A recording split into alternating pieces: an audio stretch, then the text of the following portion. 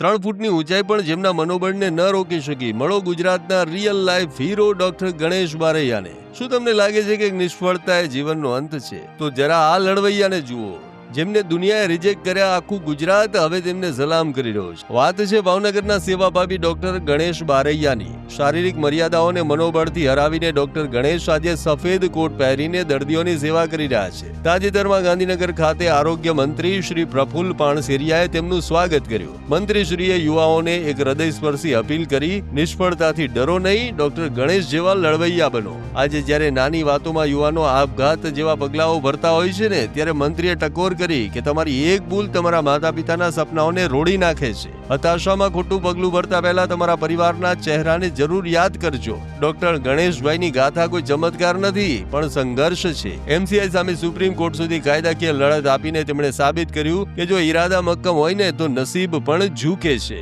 તેમણે પોતાની સફળતાનો શ્રેય ગુરુ ડોક્ટર દલપતભાઈ કાતરિયાને આપ્યો, જે દર્શાવે છે કે સાચો ગુરુ શિષ્યને ક્યારેય હારવા નથી દેતો. મિત્રો, આ ગણેશ ડોક્ટર ગણેશ જે MBBS કરેલું છે, ખૂબ સંઘર્ષ કરીને ભગવાને ઘણીવાર શારીરિક રીતે બધું ન આપ્યું હોય, પરંતુ એમને સિદ્ધ કરી દીધું છે કે મન હોય તો માણસ જવાય. તો આજે ભાવનગર સિવિલ હોસ્પિટલની અંદર એ ડોક્ટર તરીકે કામગીરી ફરજ બજાવી રહ્યા, સેવાભાવીથી કામગીરી કરી રહ્યા છે. ડોક્ટર ગણેશે ખૂબ સંઘર્ષ કરીને MBBS પૂરું કર્યું છે. આ ટીનેજર અને યુથને હું સંદેશો આપું છું કે તમે હાર્ડ વર્ક કરશો, મહેનત કરશો, તમે દ્રઢ સંકલ્પ રાખો તો આ જો ગણેશ ડોક્ટર બની શક્યા હોય તો બીજા કેમ ન બની શકે? એટલે માત્ર ડોક્ટર બનવું એ નહીં, એન્જિનિયર અને કોઈ પણ ફિલ્ડની અંદર તમે જાઓ, યુવાનો કામ કરો, હતાશ નહીં થાઓ, કર્મ કરો. એમણે કર્મ કર્યું છે. હું એટલા માટે એમને આજે સન્માનિત કરી રહ્યો છું, કારણ કે કેટલાય સ્ટુડન્ટ્સ વર્ષ દરમિયાન આત્મહત્યા કરી લે. તમે ક્યારે તમારા મમ્મી પપ્પાના કલ્પના કરી છે કે એનું રુદન કેવું હશે? તમે આત્મહત્યાનો વિચાર સુધા એક યુવાન દીકરો કે દીકરી કરશે તો તમને ખબર છે તમારા મમ્મી પપ્પાની હાલત શું હશે?